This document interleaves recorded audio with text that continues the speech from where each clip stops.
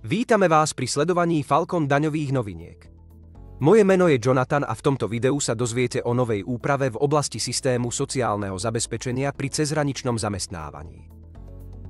Od 1. júla 2023 platí mnohostranná rámcová dohoda, ktorá určuje podmienky, za akých môžu byť cezhraniční zamestnanci zaradení do systému sociálneho zabezpečenia krajiny zamestnávateľa.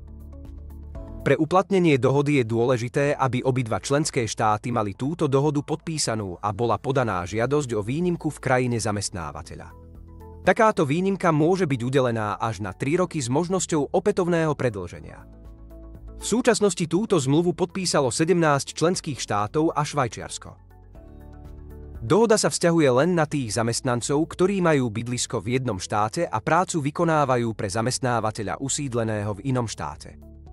Ďalšou podmienkou je, že zamestnanec odpracuje v štáte bydliska 25% až menej ako 50% celkového pracovného času. Dôležité je venovať pozornosť aj oblasti, v ktorej zamestnanec pracuje.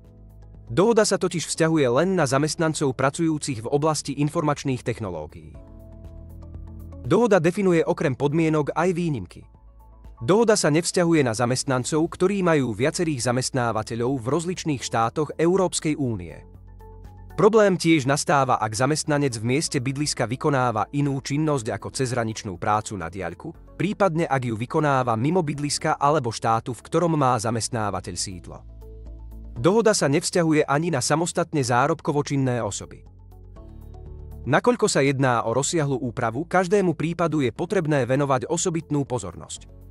Bližšie informácie nájdete v prezentácii na našej web stránke alebo kontaktujte náš Falcon tím. Ďakujeme za pozornosť.